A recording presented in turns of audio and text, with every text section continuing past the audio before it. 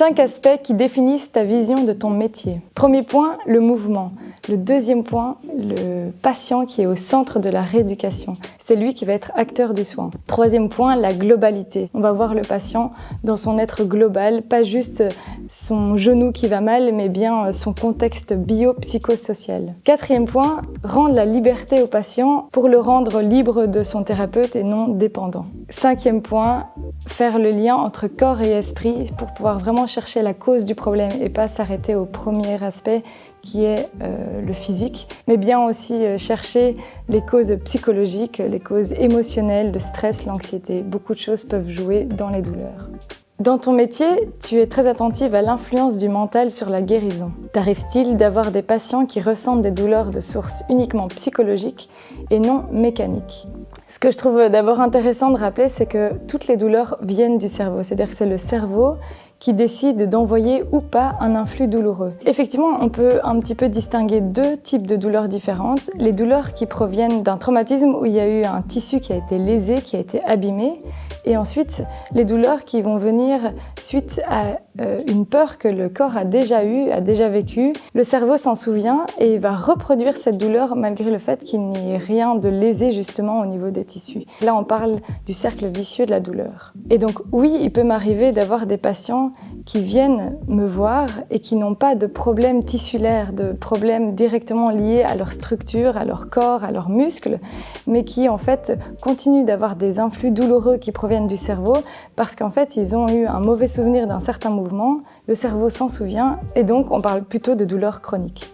Peux-tu nous raconter une anecdote à ce sujet ? Alors oui, volontiers, j'ai une chouette histoire à vous raconter. Donc, j'ai eu une patiente au cabinet qui est arrivée chez moi et elle m'explique que lorsqu'elle entend que sa nuque craque, automatiquement, elle commence à avoir une migraine dans les 2 heures qui suivent. Et c'est des migraines qui la font énormément souffrir. Moi, je garde ça dans un coin de ma tête en me disant « Ah tiens, craquement, migraine, c'est pas normal qu'elle ressente ça. » Je lui demande de justement venir chercher des mouvements un petit peu de rotation, de flexion, d'extension.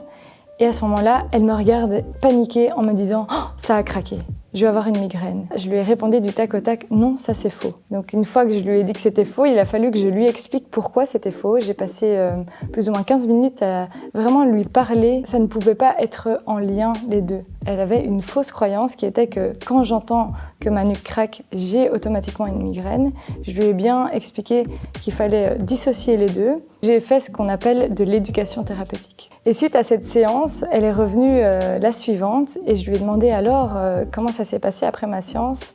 Et elle m'a regardée en me disant « Je n'ai plus jamais eu de migraine à partir de cette séance » et elle en avait un peu quotidiennement, mais en tout cas quand sa nuque craquait. Ça montre bien à quel point le cerveau peut croire certaines choses et quand on arrive à déconstruire ces fausses croyances, on vient justement casser ce cercle vicieux de la douleur. Quelles sont les méthodes pour déprogrammer un cerveau responsable de douleurs chroniques ? Alors, j'ai pas fini de connaître ce sujet, ça m'intéresse énormément. Ce que je peux vous dire, c'est que quand on arrive à mettre le patient dans la situation qui lui fait peur, dans la situation justement de fausses croyances, et qu'on arrive à le faire sentir en sécurité, à côté d'un thérapeute qui s'y connaît, en faisant ce mouvement, imaginons que j'ai mal quand je me penche vers l'avant, on va amener le patient à le faire en toute sécurité pour que le cerveau comprenne qu'il n'y a pas besoin d'envoyer un influx douloureux, les tissus vont bien, le dos va bien, le mouvement ne fait pas mal, et c'est ainsi qu'on peut réapprendre au cerveau que les mouvements sont bons pour le corps et qu'il n'y a pas de douleur à envoyer à ce moment-là. Je trouve ça important de pouvoir rappeler aussi que la douleur, elle est envoyée par le cerveau uniquement pour protéger notre corps. Ça permet d'avoir des réactions d'évitement au danger, par exemple. Ça permet d'éviter de s'appuyer sur un pied qui est complètement cassé. Et donc la douleur, on peut la voir négativement, mais on peut surtout la voir positivement comme un allié qui nous permet juste d'écouter ce que notre corps a à nous dire. Peux-tu nous donner une attitude à adopter au quotidien pour éviter les problèmes articulaires ? Alors, je ne dirais qu'un mot, c'est bouger.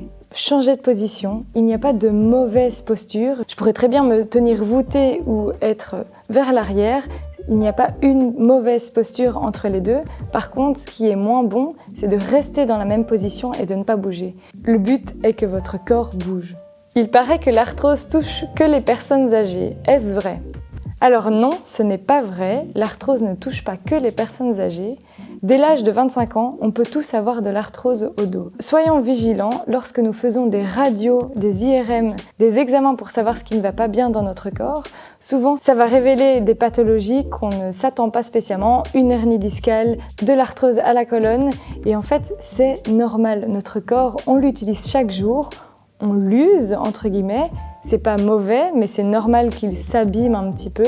La plupart des hernies discales, par exemple, se résorbent d'elles-mêmes. Pour un chiffre, c'est quasi 90%. Donc c'est énorme. Et l'arthrose, pareil, elle peut être symptomatique comme elle peut être non symptomatique. Ça veut dire qu'une personne qui a de l'arthrose peut ne pas du tout avoir de douleur, comme une personne qui a des douleurs au niveau du dos peut ne pas du tout avoir d'arthrose au niveau du dos. Et donc nous, thérapeutes, on a aussi ce devoir de ne pas faire croire aux patients que leur dos est fragile, que l'arthrose c'est dangereux, que l'hernie discale, mon Dieu, il ne faut plus bouger. C'est tout le contraire. Il faut leur faire prendre conscience que c'est normal, que notre corps il est fait pour bouger et pour continuer à bouger jusqu'à la fin de notre vie. Un jeune homme par exemple de 35 ans qui viendrait faire un examen quelconque de son dos, on découvrirait à la radio qu'il a de l'arthrose. Eh ben, est-ce que c'est vraiment judicieux de lui dire « Monsieur, vous avez de l'arthrose » alors qu'il ne vient pas spécialement pour ça? Eh ben non, parce que ça pourrait créer justement chez lui des fausses croyances. C'est pas ce qu'on veut et c'est pas ce qu'on cherche non plus.